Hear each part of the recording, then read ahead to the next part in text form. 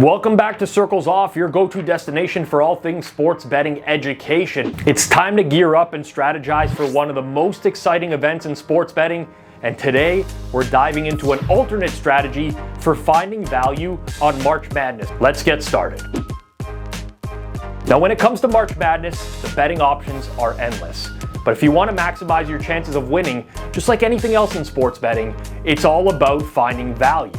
One strategy that's often overlooked is rolling over your bets rather than simply betting outright prices. Let's break it down. Leading up to March Madness, and even before the bracket is announced, many bettors are going to flock to the outright markets to try to get their money in at a juicy long shot price. And listen, there's nothing wrong with that. But what bettors must remember is that the outright market is typically a market with high hold. What does that mean? Well, if we were to take every outright price that's being offered on the NCAA tournament winner, we convert all those prices to percentages, and then add up all those percentages, you're going to arrive at a number that's much higher than 100%. In a perfect world where books don't charge vig or juice, the probabilities would add up to exactly 100%. But this is not a perfect world. And you're often going to see sportsbooks with 10%, 15%, or even greater than 20% hold on outright markets. Even if you're line shopping and finding the best available price across multiple sportsbooks, you'll still be paying a premium. Now, this is not to suggest that every outright bet is a bad bet. You can absolutely find some valuable prices in these markets, but oftentimes you'll actually get a better price by just betting the money line on a team that you like in their first game, and then rolling the profits over into future games. Let's head over to the whiteboard. Let's take a look at the 2021 NCAA tournament as an example. The Baylor Bears won that year, their first NCAA tournament title. Prior to the tournament, you could have found Baylor as high as plus 450 in some spots to cut down the nets, mostly plus 400, but we'll use plus 450 for this example. You bet them before the tournament, $100, you make 450.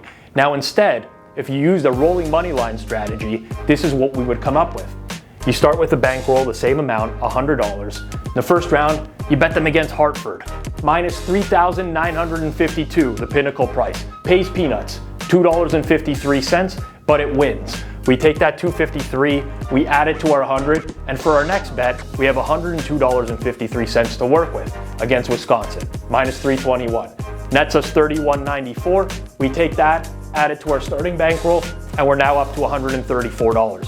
And you repeat this over the course of the tournament, all the way to the finals, where we bet $317.93 against Gonzaga, plus 182, nets us $578.62, and ultimately a $100 bet ended up paying $896.55, which is the equivalent of plus 896 rounded up, plus 897 instead of plus 450 pre-tournament. So you can see, rolling over your money, betting into a market like the moneyline market that has a lower hold than the futures market can be advantageous. Now, this is by no means a foolproof strategy, and it does come with some risk. I've cherry-picked the 2021 NCAA tournament here, but in 2023, you could have bet UConn prior to the tournament at 16-1, and going through the moneyline rollover strategy, you would have netted only about $850 instead of $1,600. So certainly there is some risk involved. In that particular tournament, there were a lot of upsets along the way, and UConn was favored in a lot of their games. However, for the most part, you're generally going to want to bet into a market that has lower holds, like the moneyline market. Another risk, say you find yourself in this exact same situation on Baylor. You get to the finals. Well, now you have the $317 instead of the $100. For a $100 bettor, that's a pretty decent amount. Baylor's an underdog to Gonzaga, plus 182. You might be gun shy at that point to pull the trigger on the bet.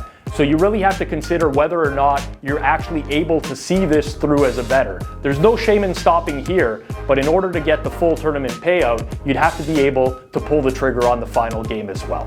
So there you have it, folks. Sports betting is not a one-size-fits-all. There's always alternate strategies that you can use, and you might want to take advantage of this one if you're looking to bet March Madness outrights. If you enjoyed the video today and you learned something, be sure to like down below and make sure you're subbed here on the Circles Off channel for more sports betting education.